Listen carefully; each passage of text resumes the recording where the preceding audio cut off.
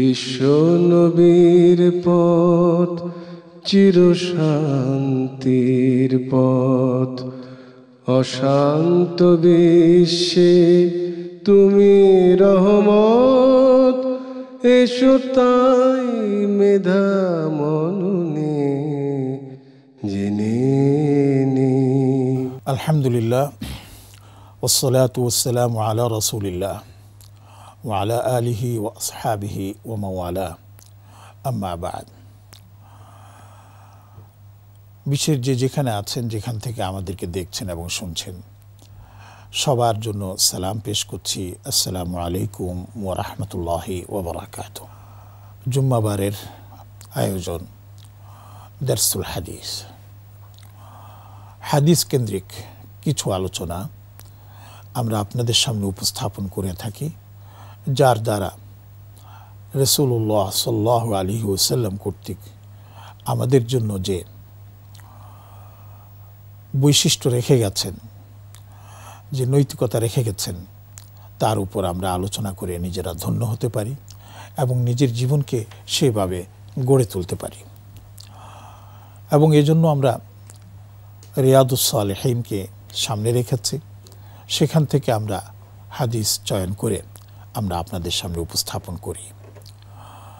তো আজকের এই দার্সে আমরা যে বিষয়টি নিয়ে আপনাদের সামনে আলোচনা করতে চাই, সেটা হচ্ছে গর্ব, অহংকার, অহমিকা এবং অন্যায় আচরণ করা নিষিদ্ধ, বিদ্রোহ করা নিষিদ্ধ, তার উপর আলোচনা করব। যারা রিয়াদুস সালেহীনের সাথে পরিচিত তারা নিশ্চয়ই জানেন যে শেখ নববী রহমতুল্লাহ আলাইহি যখনই কোনো অধ্যায়ের উপর, পরিচ্ছেদের উপর আলোচনা করেন, তখন প্রথমে তিনি সেই আলোচনা সংশ্লিষ্ট কোরআনে কারীমের আয়াত নিয়ে আসেন। একটি আয়াত, দুটি আয়াত, একাধিক আয়াত, এবং এরপরে সংশ্লিষ্ট দু একটি হাদিস, কখনো কম বেশি নিয়ে আসেন, নিয়ে তারপর তিনি সেটা সবার সামনে উপস্থাপন করেন। তো আজকের যে আলোচনাটি আপনাদের সামনে আমরা উপস্থাপন করছি, সেখানে কোরআনের আয়াত আছে, আমি সেটা পরে আনছি। তার আগে যেহেতু হাদিস দারসুল হাদিস, হাদিস দিয়ে আমরা শুরু করি। তো হাদিসটি হলো এভাবে: ওয়ান ইয়াদ ইবনে হিমার রাদিয়াল্লাহু আনহু قال قال رسول الله صلى الله عليه وسلم إن الله تعالى أوحى إلي أن تواضعوا حتى لا يبغي أحد على أحد ولا يفجر أحد على أحد। رواه مسلم। مسلم شريف الحديث। عياض بن حمار একজন সাহাবী রাদিয়াল্লাহু আনহু, তিনি বলেন যে রাসূলুল্লাহ সাল্লাল্লাহু আলাইহি ওয়াসাল্লাম ইরশাদ করেছেন যে আল্লাহ আমার নিকট এই মর্মে ওয়াহী প্রেরণ করেছেন যে তোমরা বিনয়ী হও, আন তাওয়াদু, এমন বিনয়ী হও যেন একে অপরের উপর কোনো ধরনের বাড়াবাড়ি না করো, এবং একে অপরের সাথে যেন অহমিকা, অহংকার প্রকাশ না করো। এ তো ছিল হাদিসের মর্মানুবাদ বা ভাবানুবাদ। রাসূলুল্লাহ সাল্লাল্লাহু আলাইহি ওয়াসাল্লাম আরও একটি হাদিস আমাদের সামনে পেশ করেছেন। সেই হাদিসটি বর্ণনাকারী হচ্ছেন আবু হুরায়রা রাদিয়াল্লাহু আনহু। আবু হুরায়রা রাদিয়াল্লাহু তাআলা আনহু বলেন যে রাসূলুল্লাহ সাল্লাল্লাহু আলাইহি ওয়াসাল্লাম ইরশাদ করেছেন, ইযা ক্বালা আর-রাজুলু হালাকান নাস ফাহুয়া আহলাকুহুম।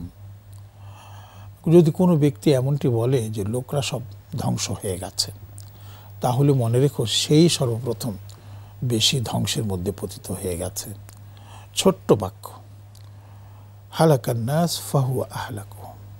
কোনো মানুষ যদি এই কথা বলে, তাহলে সেই ধ্বংসের বিষয়টা সে নিজের কাঁধে চাপিয়ে নিল। আমরা এই দুটি হাদিস আপনাদের সামনে পেশ করলাম। প্রথম হাদিসের মধ্যে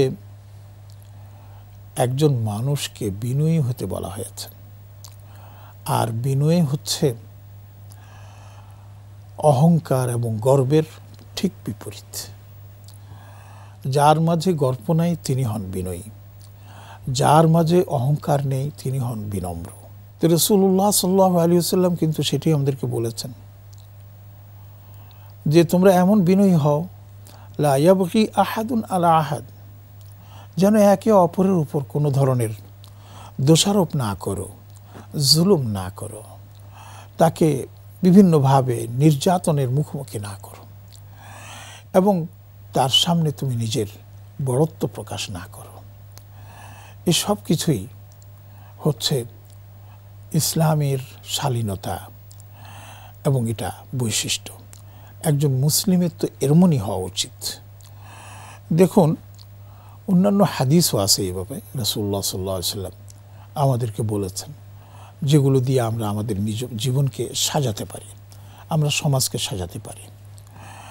যে রাসূলুল্লাহ সাল্লাল্লাহু আলাইহি ওয়াসাল্লাম ইরশাদ করেছেন, আল কিবরিয়া উ রিদাই, কিবরিয়া অর্থাৎ অহংকার প্রদর্শন করা, এটা হচ্ছে আমার চাদর। ওয়াল আযমাতু, এরপর একটি শব্দ আছে, এবং বড়ত্ব প্রকাশ করা, সেটা হচ্ছে আমার একটি অহংকার। ফামান নাযাআনি ওয়াহিদাম মিনহুমা, যদি কেউ এই দুটো জিনিসের কোনো একটি নিয়ে আমার সাথে টানাটানি করে, আমার এই পোশাক নিয়ে টানাটানি করে, আলকাইতুহু ফি জাহান্নাম ওয়ালা উবালি, আমি তাকে সরাসরি জাহান্নামে নিক্ষেপ করব, এ ব্যাপারে আমার কোনো পরোয়া নেই। তাহলে বুঝতে পারছি যে কত বড় ধমক এবং কত বড় এটা আমাদের জন্য নিন্দনীয় কাজ। ফখর আল্লাহ রাব্বুল আলামিন পছন্দ করেন না। ইন্নাল্লাহ লা ইউহিব্বু কুল্লা মুখতালিন ফখুর, যারা অহমিকা প্রদর্শন করে, যারা গর্ব প্রকাশ করে, আল্লাহ বলেন তাদেরকে আমি পছন্দ করি না। আল্লাহ পাক কোরআনে কারিমে এও বলেছেন, ওয়ালাহুল কিবরিয়াউ ফিস সামাওয়াতি ওয়াল আরদ, জমিন ও আসমানের একমাত্র গর্বের মালিক হচ্ছেন আল্লাহ। ওয়া হুয়াল আজিজুল হাকিম, তিনি হচ্ছেন মহাপরাক্রমশালী এবং মহাপ্রজ্ঞাবান। সুপ্রিয় দর্শক, আমরা এখান থেকে দেখতে পাচ্ছি যে রাসূলুল্লাহ সাল্লাল্লাহু আলাইহি ওয়াসাল্লাম আমাদেরকে কত কঠোর ভাষায় এই কাজটি করতে নিষেধ করেছেন। কিন্তু দুর্ভাগ্যজনক হলো সত্য, আমরা কি তা থেকে মুক্ত হতে পেরেছি? কতভাবে আমরা আমাদের দাম্ভিকতা প্রকাশ করে থাকি, আমরা অহংকার প্রদর্শন করে থাকি। যেমন পরবর্তী হাদিসের মধ্যে আমরা দেখেছি, কোনো মানুষ যদি বলে লোকেরা সব ধ্বংস হয়ে গেছে, তাহলে সে নিজেই আগে সেই ধ্বংসের মধ্যে পতিত। এখন লোকেরা ধ্বংস হয়ে গেছে, এটার কিন্তু দুটো অর্থ হতে পারে। একটা হচ্ছে যে তিনি নিজেকে বড় প্রমাণ করার জন্য, নিজের বড়ত্ব প্রকাশের জন্য সকল মানুষকে তুচ্ছ-তাচ্ছিল্য করে এই কথাটা বলেছে, তাহলে এটা হচ্ছে হারাম, এবং এটা হচ্ছে তার গর্বের পরিচায়ক, এবং এটা হচ্ছে তার অহংকারের পরিচায়ক। আর যদি মানুষের প্রতি দয়াবান হয়ে, মানুষের প্রতি স্নেহাসী হয়ে যদি বলে মানুষেরা ধ্বংস হয়ে গেছে, কেন? অর্থাৎ এই জন্য যে আজকাল গুনাহ বেড়ে গেছে, অশ্লীলতা বেড়ে গেছে, আল্লাহর প্রতি অসম্মান প্রদর্শন করা হচ্ছে এবং আল্লাহর হুকুম পালন করা হচ্ছে না, আর এইভাবে এই মানুষ ধ্বংসের মুখে চলে যাচ্ছে, এই দুঃখ এবং দরদ নিয়ে যদি কেউ বলেন, তাহলে সেটা দর্শনীয় নয়, এবং এটার জন্য তাকে কোনো রকম দোষারোপ করা যাবে না। মূল কথা হলো যে দাম্ভিকতা, অহংকার এবং গর্ব এটা প্রদর্শনের বিষয় না, এবং এটার বিপরীত যে বিনম্রতা সেটাই হচ্ছে প্রদর্শনের বিষয়। প্রদর্শন করা লাগে না, এমনিতে হয়ে যায়। যেমন ছোট্ট একটি ঘটনা আপনাদের সামনে বলি। ওমর ইবনে আব্দুল আজিজ রাদিয়াল্লাহু আনহু রাহিমাহুল্লাহ বলেন, তিনি অনেকেই তাকে খলিফায়ে রাশিদদের অন্তর্ভুক্ত করেছেন। একদিন রাতের বেলা তিনি কাজ করছিলেন, রাষ্ট্রীয় কাজ করছিলেন। এমন সময় একজন মেহমান তার নিকট আসলেন এবং তিনি যে বাতি দিয়ে কাজ করেছিলেন সেই বাতিটা নিভু নিভু অবস্থায় ছিল, অর্থাৎ তেল প্রায় ফুরিয়ে যাচ্ছে এমন অবস্থা। তো মেহমান বললেন যে আমিরুল মুমিনিন, আপনি যদি অনুমতি দেন তাহলে আমি এই বাতির সলতেটা ঠিক করে দিয়ে আসি, আমি এটাকে প্রয়োজনীয় ব্যবস্থা গ্রহণ করি। তখন আমিরুল মুমিনিন বললেন যে দেখো, কারো বাড়িতে যদি কোনো মেহমান আসে, সেই মেহমানকে কাজে লাগানো সৌজন্যতার পরিচায়ক নয়। তাকে দিলেন না। তিনি বললেন যে ঠিক আছে আমিরুল মুমিনিন, তাহলে আমি খাদেমকে ডাকি। তখন ওমর ইবনে আব্দুল আজিজ রাহিমাহুল্লাহ বললেন, দেখো সে এইমাত্র ঘুমিয়ে পড়েছে এবং গভীর ঘুমে সে মগ্ন, কাজে এই সময় তাকে ডাকা উচিত হবে না। এটাও তার ভেস্তে গেল। এরপর কি হলো, ওমর ইবনে আব্দুল আজিজ রাদিয়াল্লাহু তাআলা আনহু তিনি নিজে উঠে গেলেন, গিয়ে বাতির সলতে ঠিক করলেন, তেল দিলেন, তেল দিয়ে তারপরে তিনি আবার ফিরে এলেন। এই সময় ওই লোক আশ্চর্যজনিত হয়ে বলল, আমিরুল মুমিনিন, আপনি এই কাজ করেছেন? তখন তিনি বললেন, যাহাবতু ওয়া আনা ওমর, আমি এই কাজটা করতে গিয়েছি, আমি কিন্তু সেই ওমরই। ওয়া রাজাআতু ওয়া আনা ওমর, আমি ফিরে এসেছি, আমি কিন্তু সেই ওমরই আছি। শোনো, এই কাজ করার মধ্যে কোনো রকমের অসম্মান বোধ নেই। এইটাকেই বলা হয়েছে বিনয়। দুর্ভাগ্যজনক হলো সত্য, আমরা এখন বিভিন্নভাবে নিজের বড়ত্ব প্রকাশ করার চেষ্টা করি। শিক্ষাবিদ যারা আছি, যারা একটু কম জানে বা যারা এরকম বোকা টাইপের মানুষ মনে করি, তাদের উপর নিজের বড়ত্ব প্রকাশ করি, অজ্ঞ, মূর্খ ইত্যাদি বলে বলে তাদেরকে তুচ্ছ তাচ্ছিল্য করি। একজন বিজ্ঞজনের জন্য এটা কতটুকু উচিত সেটা আপনারাই বিবেচনা করে দেখুন। আল্লাহ আপনাকে দিয়েছেন, এই জন্য আল্লাহ শুকরিয়া আদায় করতে হবে। অন্যের উপর খবরদারি বা বড়ত্ব প্রকাশ করা, এর মধ্যে আমাদের কি সৌজন্যতা রয়েছে বুঝে আসে না। এমনিভাবে আমরা আবার প্রভাব প্রতিপত্তি এবং ক্ষমতা দেখিয়ে অন্যের উপর প্রভাব বিস্তার করার চেষ্টা করি। আমি সেই, আমি এই, আমি সেই ইত্যাদি ইত্যাদি আমরা বলে থাকি। এটাও কিন্তু বিনয়ের বিপক্ষে, বিনম্রতার বিপক্ষে। আল্লাহ পাক আমাকে তৌফিক দিয়েছেন, আমি ক্ষমতাপ্রাপ্ত হয়েছি অথবা আমি প্রভাব পেয়েছি, সেটাকে আমার কাজে লাগাতে হবে মানব কল্যাণে, সেটাকে আমার কাজে লাগাতে হবে জনকল্যাণে।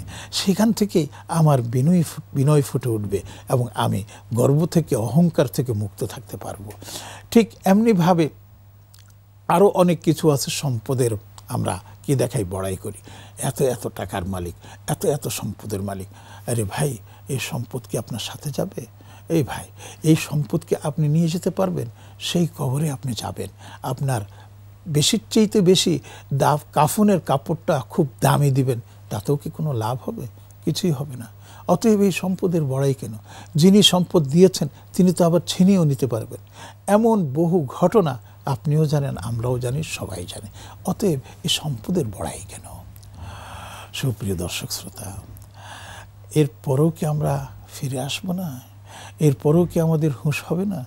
কোরআনে কারীমের মধ্যে আল্লাহ রাব্বুল আলামিন স্পষ্টভাবে যারা বড়ত্ব প্রকাশ করে, অহমিকা দেখায়, তাদের সম্পর্কে বলেছেন, সাআসরিফু আন আয়াতি আল্লাযীনা ইয়াতাকাব্বারুনা ফিল আরদি বিগাইরিল হক। অন্যায়ভাবে যারা জমিনের মধ্যে প্রভাব প্রদর্শন করার চেষ্টা করে, তাদেরকে আমি আমার নিদর্শন থেকে বঞ্চিত করব। ইন্না লিল্লাহি ওয়া ইন্না ইলাইহি রাজিউন। শুধু তাই না, আল্লাহ পাক অন্য আয়াতে এও বলেছেন, কাযালিকা ইয়াতবাউল্লাহু আলা কুল্লি কলবি মুতাকাব্বিরিন জব্বার। এভাবেই আল্লাহ রাব্বুল আলামিন যারা মুতাকাব্বির, অহংকারী, জব্বার, যারা অন্যের উপর খবরদারি করে, তাদের দিলকে আমি সিলগালা করে দেই। আমাদেরকে ভাবতে হবে আমরা কোথায় যাচ্ছি, আমাদের এই অহংকার আমাদেরকে কোথায় নিয়ে যাচ্ছে। সুপ্রিয় দর্শক, আল্লাহ রাব্বুল আলামিন বলেছেন, বিনয়ী হও, বিনয়ী হও। কোরআনে কারীমের মধ্যে তার কাছে দোয়া করতে বলেছেন, ওয়াকাল রব্বুকুম উদউনি আস্তাজিব লাকুম। তোমাদের পরওয়ারদিগার তোমাদেরকে বলছেন আমাকে ডাকো, আমার কাছে চাও, আমি তোমাদের ডাকে সাড়া দেব।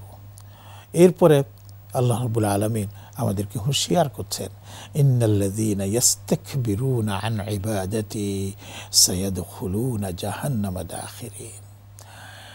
যারা আমার কাছে চাইতে লজ্জাবোধ করে এবং তারা চায় না, আল্লাহ পাক বলেন আন ইবাদাতি ইন্নাল্লাযীনা ইস্তাকবিরুনা আন ইবাদাতি সায়াদখুলুনা জাহান্নামা দাখিরিন।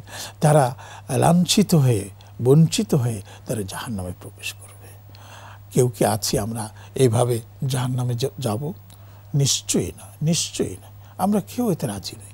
অতএব আসুন আমরা বিনয়ী হয়ে রাসূলুল্লাহ সাল্লাল্লাহু আলাইহি ওয়াসাল্লামের পদাঙ্ক অনুসরণ করে আমরা আমরা আমরা কি করব? আমরা বিনয়ী এবং ভদ্র আচরণ করব, শালীন আচরণ করব, অহংকার প্রদর্শন করব না।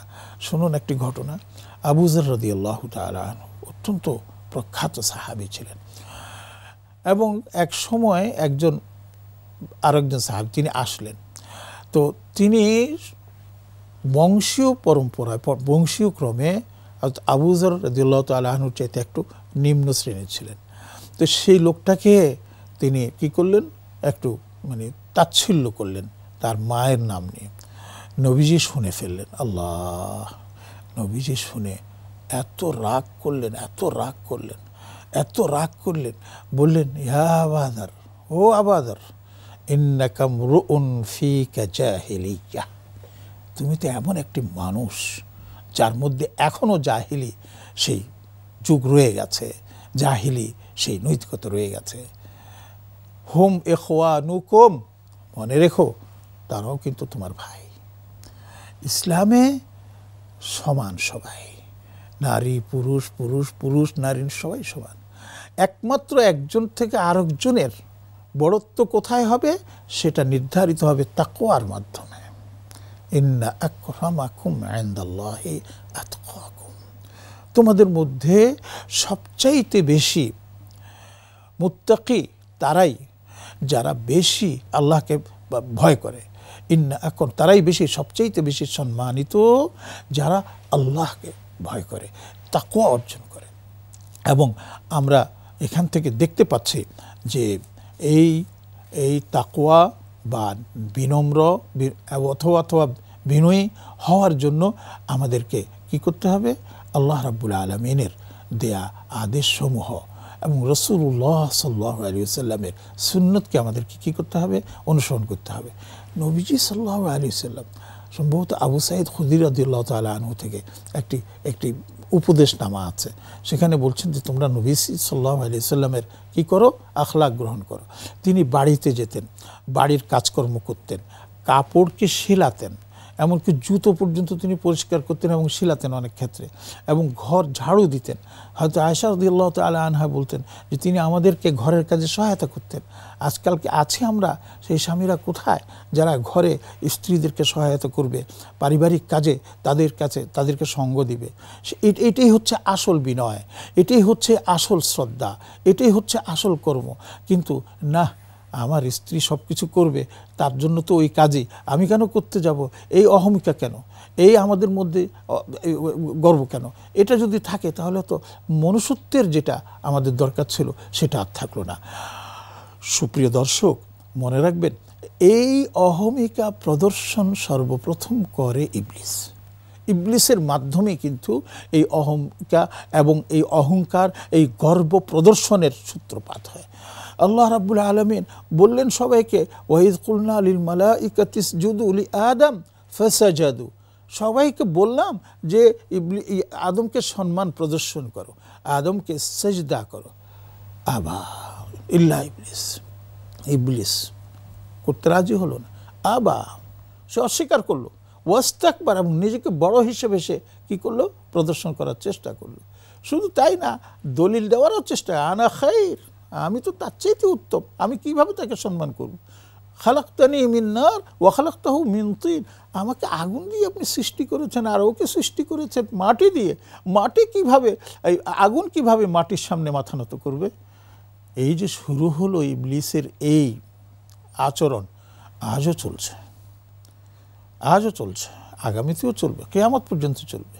এবং এই ইবলিসি আচরণ থেকে, গর্ব, অহমিকা, অহংকার থেকে যিনি মুক্ত থাকতে পারবেন তিনি হযরত আদম আলাইহিস সালামের যোগ্য সন্তান হিসাবে ইনশাআল্লাহ উন্নীত হবেন। আমরা সর্বশেষ আপনাদের সামনে যেটা বলতে চাই যে আমাদের সবাইকে বিনয়ী হতে হবে, বিনম্র আচরণের অধিকারী হতে হবে, তাহলে সেখানেই হব আমরা সফল। অতএব আসুন সব ধরনের অহমিকাকে আমরা বর্জন করি, সব ধরনের অহংকারকে আমরা না বলি এবং সব ধরনের বড়ত্বকে আমরা ঝেঁটিয়ে ফেলে দেই। এবং আসুন, আল্লাহ আমাদেরকে মাটি দিয়ে তৈরি করেছেন, কারণ মাটির মতো হয়ে যায়। দেখুন, মাটি উপরের দিকে আপনি যতই তুলবেন সেই মাটি উপরে যাবে না, ঘুরে ফিরে আবার সেই নিচের দিকে চলে আসবে। অথচ আগুন তার উল্টো, আগুনকে আপনি নিচের দিকে দিবেন, সে ঘুরে ফিরে আবার উপরের দিকে চলবে।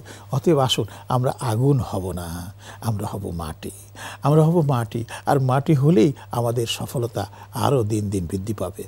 আসুন সবাই আমরা মাটির মতো আচরণ করি, বিনয়ী হই। আল্লাহ আমাদের সবাইকে সেই তৌফিক দান করুন যে যেখানে আছেন সবাই ভালো থাকুন। সবাই সুস্বাস্থ্য কামনা করছি। আল্লাহ হাফেজ। ও আখিরু দাওয়ানা আলহামদুলিল্লাহি রাব্বিল আলামিন। ওয়াসসালামু আলাইকুম ওয়া রাহমাতুল্লাহি ওয়া বারাকাতুহু। বিশ্ব নবীর পথ চির শান্তির পথ, অশান্ত বিশ্বে তুমি রহমত।